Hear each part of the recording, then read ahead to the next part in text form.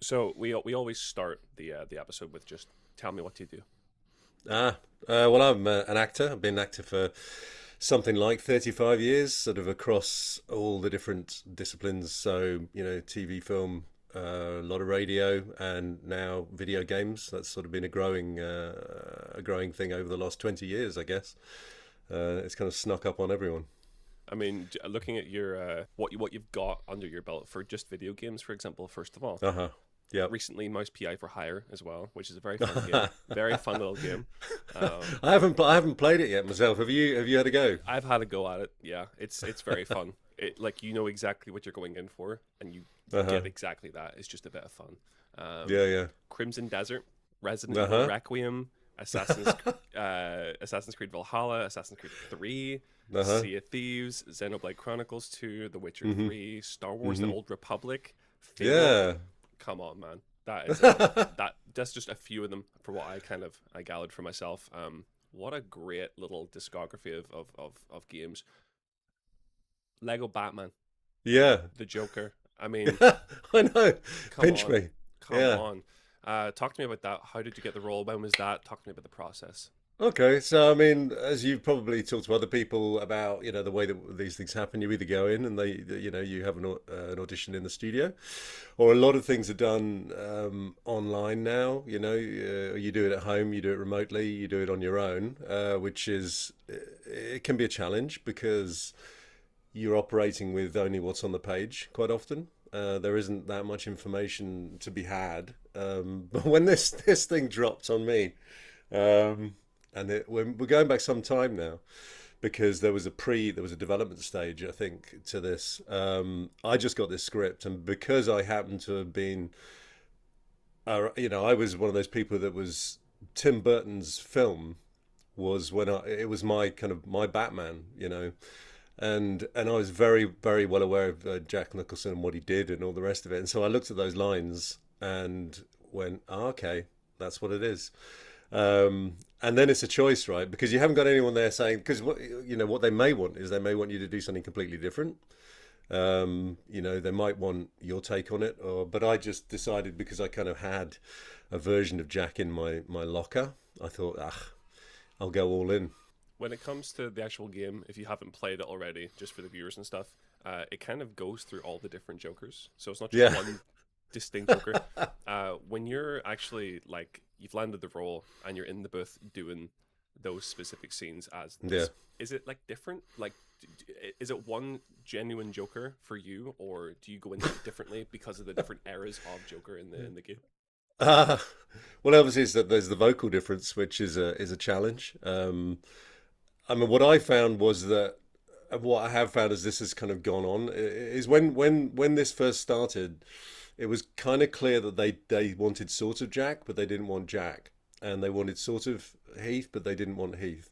And because it's Lego, it's the tone is lighter, and they don't want anything, I think, too threatening, but they still want some sense underneath that this character is insane, in a nice way. I found over time in the studio that these things kind of started to blend a bit.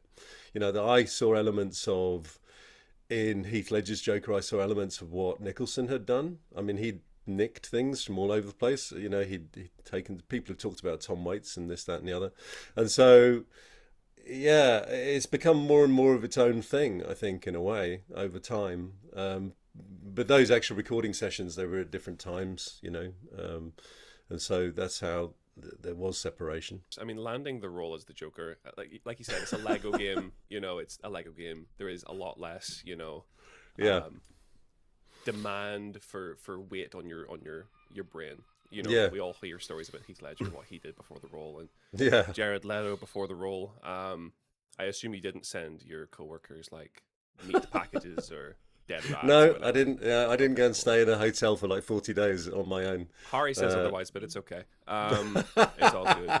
I mean, uh, we're talking about the weight. Like, was there any weight at all with the role? Not as much as that, obviously. I think the key to kind of Joker and my suspicion about the original tape that I sent them, apart from the fact that it was Jack, it's the laugh, right? It's this kind of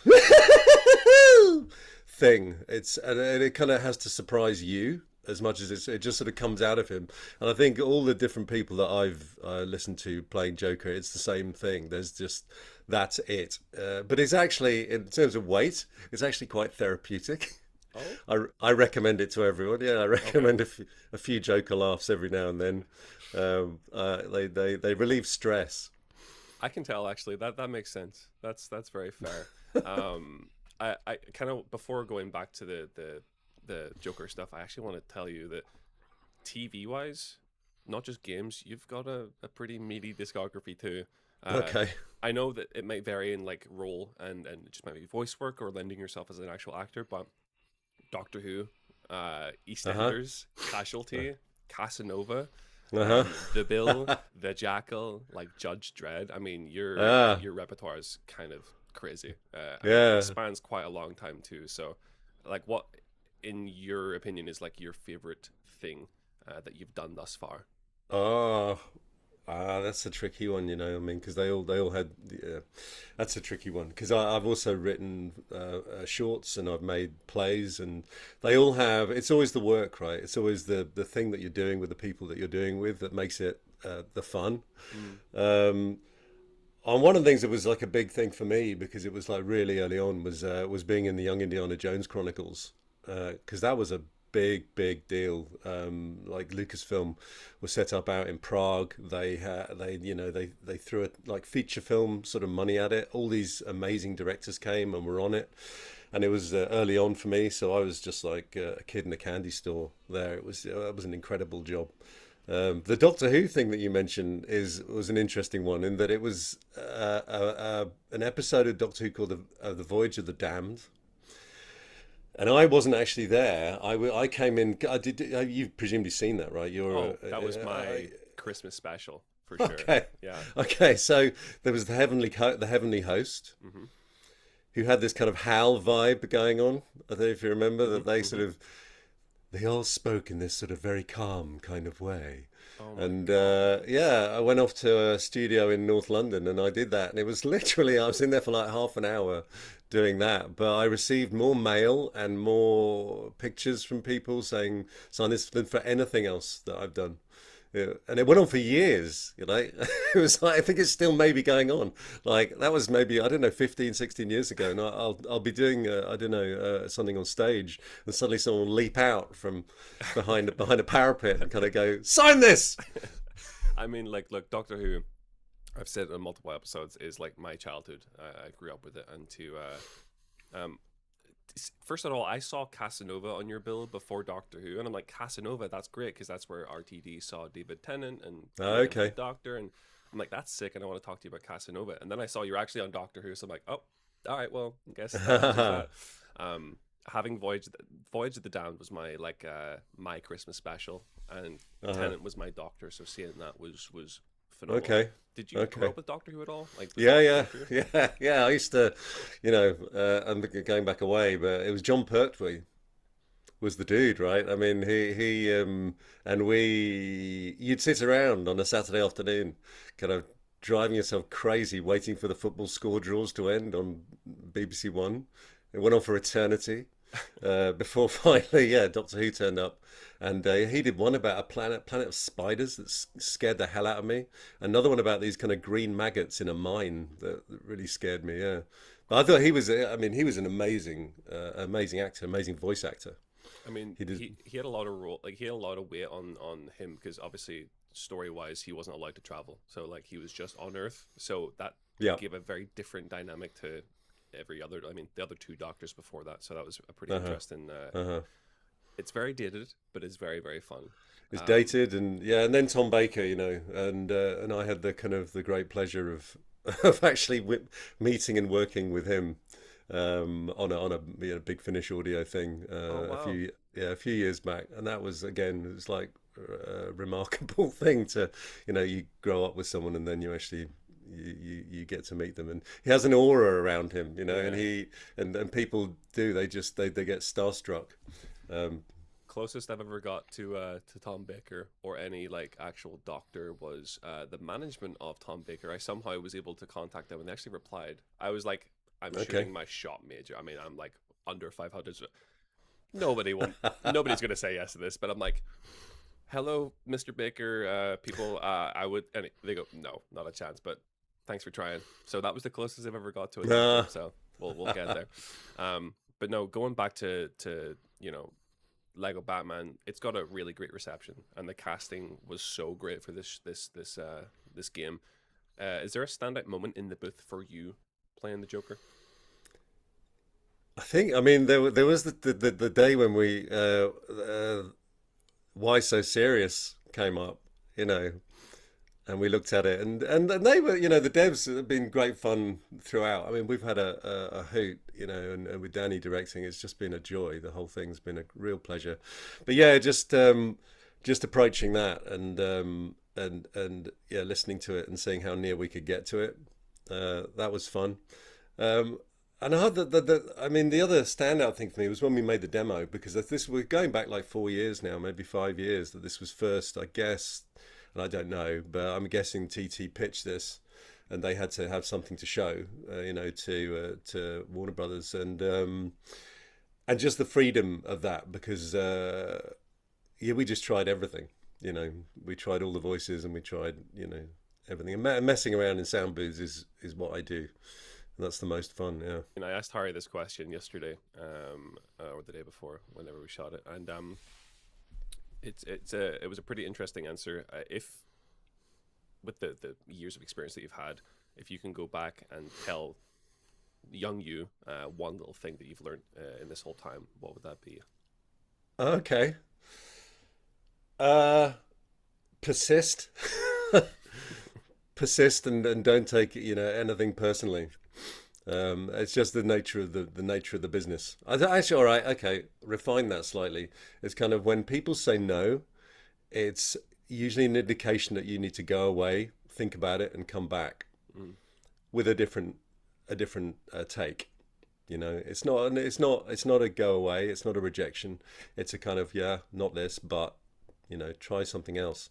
And I think that's quite a good, just general lesson. Having great directors, whether it be TV shows, movies, or game directing or voice acting, directors are very important. Is there a standout moment that you've had with a director in the whole catalog of you working? I did a TV thing called Fantabulosa, which some people are aware of, some people aren't aware of, but it was an opportunity to work opposite Michael Sheen, playing Kenneth Halliwell, who's Joe Orton's lover in the story of Kenneth Williams. And we had a couple of days, and one thing was working with Sheen. He's just unbelievable. I mean, just completely physically transformative. He's like Tony Hopkins. He seems to just, his skin seems to change almost. And it was me and him, and we were having a meal in a flat that I was, making him. And Andy Diemeny, who's a phenomenal director, did something that no director has ever done before, which is I was sat opposite, Sheen at this little table having this meal, and Andy Diemeny came over, he pulled up a chair and said, "Do you mind if I sit here?" And he sat here, like literally right next to us. At first, it was kind of like, "Whoa, that's." You should be over there behind the monitors, or wherever directors tend to hang out. Then after we'd been through it once or twice or whatever, you started to understand that he could feel what was going on. And if you've ever tried to direct anything on a monitor, I find it really difficult to actually get the sense of what's happening, because sometimes it's so fractional, the difference in the breathing or the attitude or the way that someone's addressing the work. And that was the only time that someone's come and been that close and watched. So yeah, that would be my standout. I mean, you said as well that you've kind of done your own thing as well. You directed and you've kind of produced some stuff. What was the thing that like stood out as a difference to actually being on the other side of the camera? Yeah, I think it's if you're not aware of it as an actor, it's very easy to take for granted the amount of work that's happened in order to create this space for you to do your thing. And it's like and I think this applies to anything, film, perhaps in particular, but it's like a a pyramid, and there's this little space at the top where you get your actors and you provide this platform, and hopefully you make them feel like that they've got space to work. But what I learned was about how much work has to happen in order to get to that point, and you have to be more on top of it than anyone else on the set, and you have to be willing to work harder than anyone else on the set. It's tiring. um, yeah, it's constructing the machine that allows it to happen.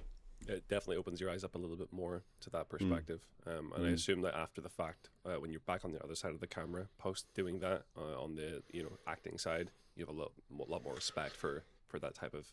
Yeah, I think so. I mean, it gives you it gives you a clear idea of when you're being well directed, or when you're Mm, maybe not being so well directed, or what you require from a director is quite interesting. And it's an insight into how to offer the work, and to actually make sure you've done your work. It all happens before, um, you know, but yeah, a lot of respect for directors. you've been in many great IPs when it comes to video games. Um, a stunning amount, actually. I'm perplexed. I mean, like Resident Evil, Assassin's Creed. I mean, the Star Wars Old Republic game, Fable. Is there an IP that you haven't yet been a part of that you would like to lend your voice or lend your work to? Oh. Well, actually, Resident Evil was a tick in the box. I remember I played the first. It's not answering your question, but I played the first Resident Evil back in, I think it was the 90s, and it scared the crap out of me. I mean, I'm susceptible to horror films, and it really scared me. And so to actually be in that was a bucket list tick. Uh, IPs. Um, I wouldn't mind being in a Lara Croft game. Oh, okay. I've played a lot of Lara Croft over the years. And I don't know, is Call of Duty still a thing? Is it still going on? Very, very much so. Yes, it's up and down, but Yeah. yes, yeah. Yeah, I think I played the first Call of Duty back in the day. Wow. So yeah, I wouldn't mind getting in there. I mean, they're actually doing a movie at the minute. It was in Are they? development, so I mean, if you want to try for that, it's there somewhere. I don't know how you put Okay. your name into the hat, but they're developing a Call of Duty movie for some fucking reason. Um, I usually end off the episode the same way, and I really like how diverse the answers can get. After a long day, whatever you be doing, directing or creating, voice acting, what do you do to wind down? Uh, well, I like a glass of wine. Yeah.